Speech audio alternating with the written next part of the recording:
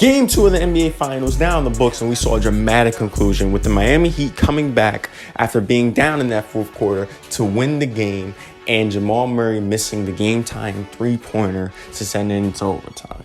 Now the series is tied 1-1. Miami Heat has the advantage going back home. But how did they do this? Well, it started off with the great adjustments by Eric Spoelstra. Kevin Love was put in the starting lineup instead of Caleb Martin, which gave the Miami Heat some size, which they desperately needed. In Game 1, Aaron Gordon and Jokic were dominant in the paint, especially Aaron Gordon getting off to a hot start. Well, to prevent that from happening again, Kevin Love was put in, and that's another big body. Now him and Bam are down low in the paint.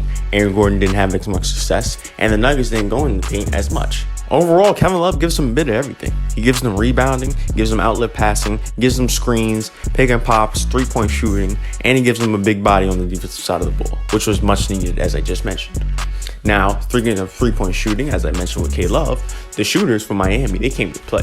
Max Strus and Gabe Vincent, they both got off to a hot start, which really set the tone for Miami Heat and what it was going to be like for the rest of the game.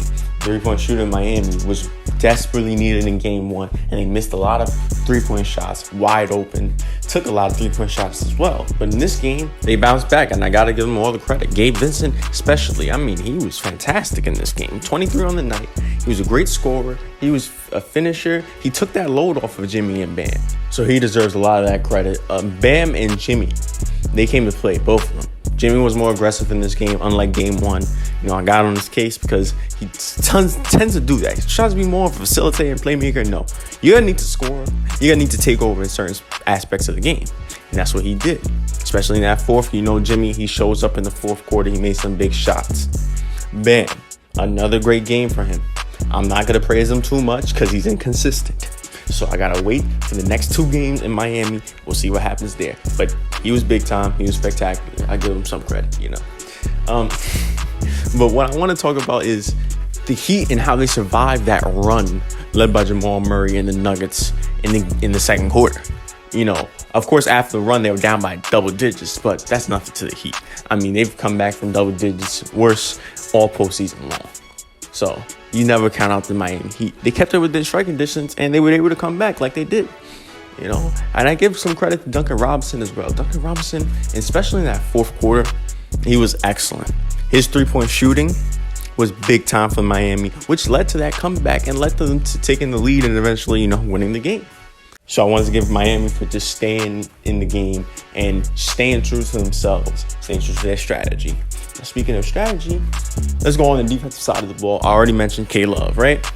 Now, what's the rest of the team do? I think Jimmy Butler is great on Jamal Murray. Jamal Murray has been sensational all postseason long, but when Jimmy Butler was guarding him, Jimmy Butler is, you know, he's longer, he's taller, he's athletic, and he's an excellent defender. Jamal Murray couldn't really do the things that he could do on Jimmy that he do with other guys. So that's a great adjustment. I really like that. And it also confused me why they wanted that switch of the Nuggets late in the game.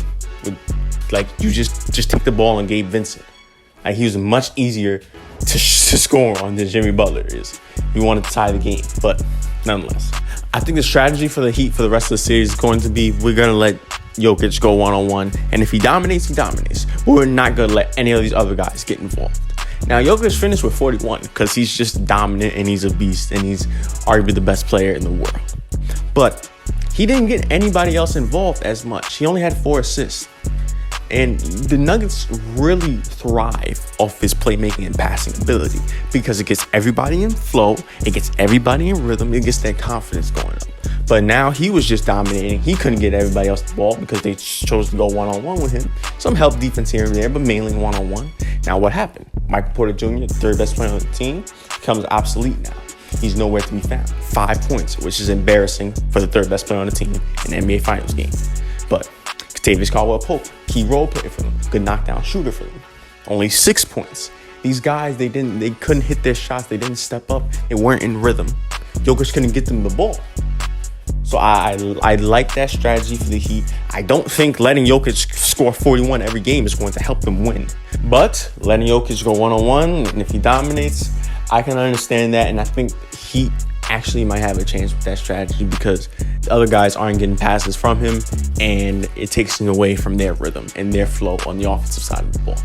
So I think the Miami Heat might have something. The Nuggets, you see, they're beatable. They got beaten at home for the first time in the postseason. They were undefeated. And we got to see what happens now. A lot of people doubt the Miami Heat. Never doubt the Miami Heat. Never. Okay? They did all postseason long. They could do it again. As a Knicks fan, I know. I've seen it firsthand what they did. So you got to give credit to Miami Heat. They have some advantage now. They tied the series. They're going back to Miami for the next 2 games. You got to see what happens. But overall, great adjustments by Eric Spoelstra. The insertion of Kevin Love in the lineup was big time.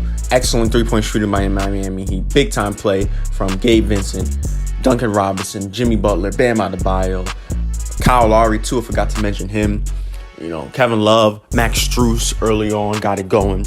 Excellent defense on the Nuggets. Just one-on-one defense on Jokic. Just let him kill. Don't let anybody else get involved. And Jimmy Butler's defense on Jamal Murray in certain aspects of the game all contributed to how the Heat won Game 2.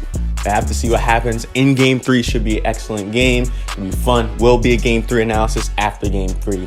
So if you want that, and if you want more content from us, please be sure to like, share, and subscribe.